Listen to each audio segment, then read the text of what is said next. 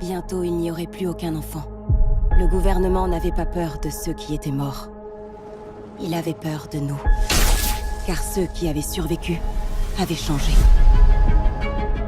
Chaque enfant se voit assigner une couleur qui correspond au trouble dont il est atteint. Vert, faculté intellectuelle accrue. Les bleus ont des capacités télékinétiques. Les ors peuvent manipuler l'électricité. Les rouges sont les plus destructeurs. Et les oranges contrôlent les esprits. Salut à tous, aujourd'hui on va faire la critique de Darkest Mind. Donc c'est un film réalisé par Jennifer Yu Nelson, à qui on doit Kung Fu Panda 2 et 3.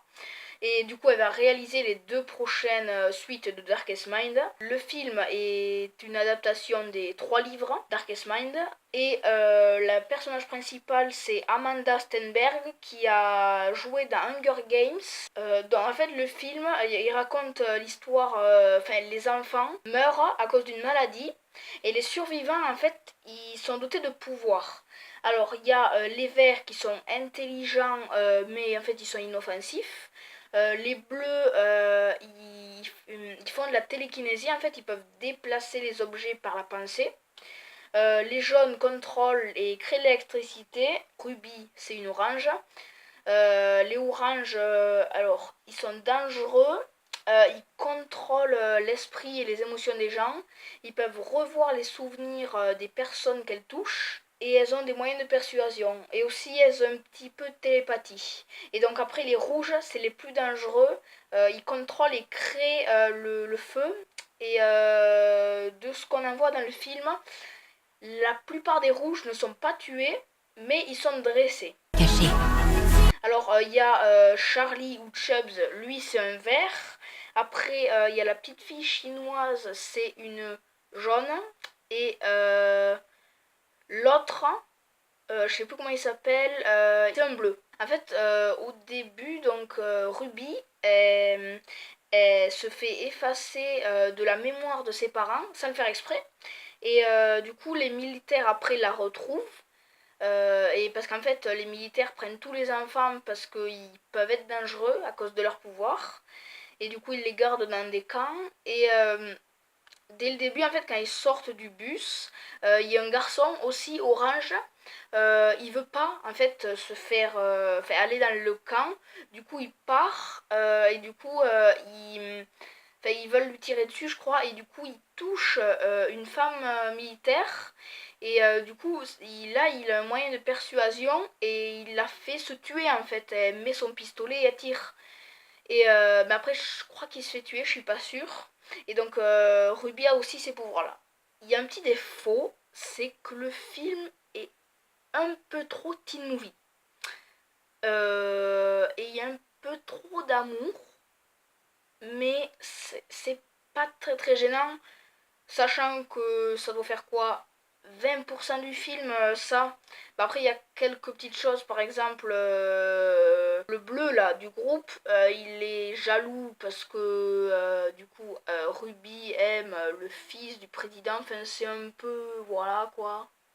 Mais bon, ça va. Du coup, Charles ou Chubbs, le vert, j'ai trouvé assez marrant, déjà sa voix et en fait les attitudes qu'il a. Mais les personnages, ils sont un peu clichés. Parce que déjà, on a une fille pas muette, mais elle parle pas. Ça, c'est presque c'est dans plusieurs films, ça. Après, il y a quelqu'un qui rentre dans un groupe, ça aussi, on l'a déjà vu plein de fois. Et après, il rencontre quelqu'un qui croit gentil, mais qui connaissait déjà, fait peut-être pas personnellement, mais il le rencontre.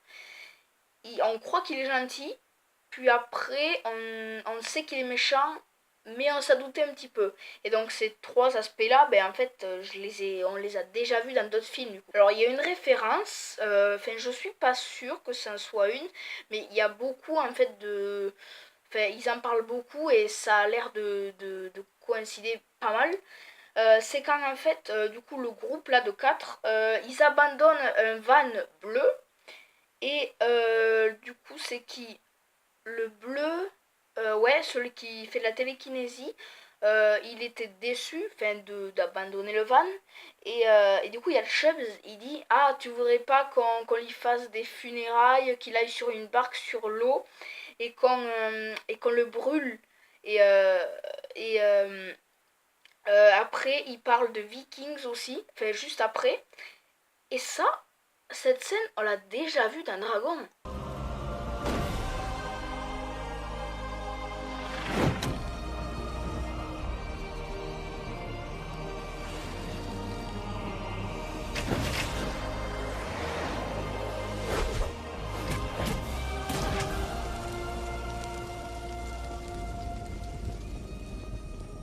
Le père de Harold se fait tuer par je sais plus qui, c'est dans Dragon 2. Il se fait tuer et donc en fait il est sur une barque, il y a des fleurs aussi je crois, et il le pousse dans l'eau et après les autres vikings ils tirent à l'arc des flèches de feu et du coup ils brûlent sur l'eau en fait. Et à mon avis, la réalisatrice a fait référence à ça. Je sais pas pourquoi, mais c'est assez marrant en fait. Et il y a aussi une autre référence, mais ça c'est donné comme ça, c'est juste le bleu et Ruby. Ils disent qu'ils sont Harry et Ginny, parce qu'ils s'aiment. Donc comme je disais tout à l'heure, donc le fils du président qui est aussi un orange, c'est un méchant hyper prévisible en fait. Et donc c'est lui on l'appelle l'insaisissable parce qu'il s'échappe plein de fois des camps. Et il a créé en fait un havre de paix où les enfants vivent heureux. Sauf qu'en fait, il travaille avec les militaires qui ont les camps. Et un jour, il leur dit de venir ramasser des enfants, enfin de les prendre. Et, euh, et en fait, ces scènes-là, elle est vraiment bien. Et surtout, le combat entre Ruby et lui. Parce que c'est tous les deux des oranges. Par exemple, Ruby, elle ordonne à des soldats de venir à ses côtés pour lui tirer dessus. Et ça, c'est bien. Dans le film aussi, alors, il y a la Ligue. La Ligue, ils sont soi-disant amis des enfants, ils veulent les aider. Moi au début je pensais que oui, ils étaient gentils, mais au fur et à mesure des révélations, j'hésite un peu. Et donc en fait la femme qui l'a sauvé, elle a donné à Ruby une sorte de bouton, et quand tu appuies dessus, faut appuyer 3 secondes, quand tu appuies dessus, la Ligue vient à son secours. Et alors, un moment,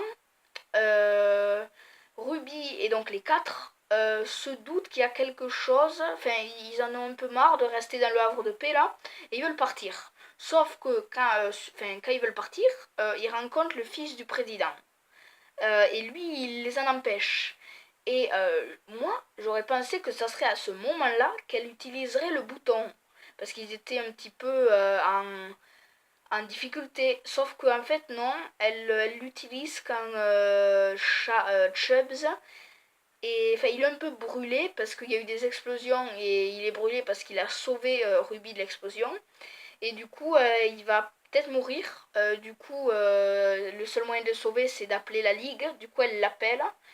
Et donc, Chubbs est sauvé. Ruby, je m'en doutais qu'elle s'effacerait des souvenirs de quelqu'un parce que déjà dans l'affiche, on la voit disparaître comme elle fait quand elle disparaît des souvenirs. On n'est plus obligé de se... C'est un peu comme le claquement de doigts de Thanos en fait quand il fait disparaître la moitié de l'univers. Ça part un peu en fumée, des copeaux, c'est assez bizarre. Et donc ça on le voyait dans l'affiche et du coup je me suis douté qu'elle disparaîtrait des souvenirs de quelqu'un et finalement c'est du bleu. La fin en fait elle est bien, comme en fait la fin de Skyscraper parce qu'il y a la musique.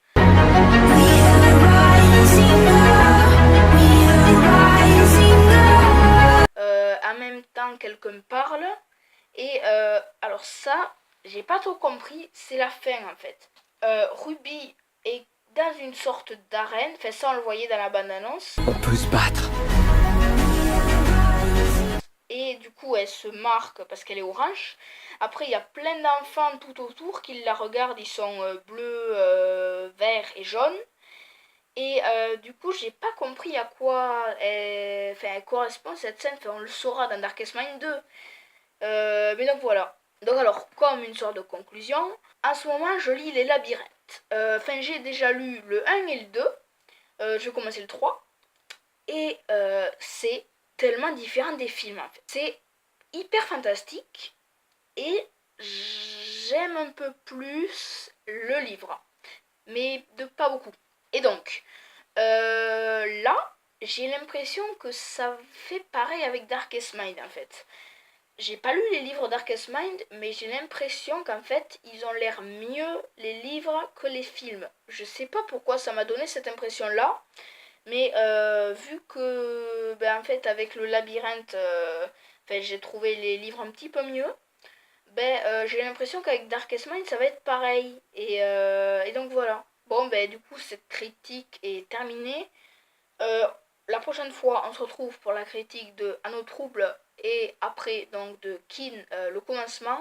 Et là, enfin, à partir de la rentrée jusqu'en fin d'année, donc septembre, octobre, novembre et décembre, les films en fait, je sais à peu près ce qu'il y a, mais je sais pas les dates en fait, parce qu'il y en a beaucoup. Il y a Venom, il y a Les Animaux Fantastiques 2, Dark Phoenix, ben non, parce qu'il a été repoussé. Il y a Spider-Man New Generation. Qu'est-ce qu'il y a? Il y a Chair de Poule 2. La prophétie de l'horloge. Enfin, il y a plein de films, mais je sais pas trop les dates. Donc voilà. Du coup, ciao.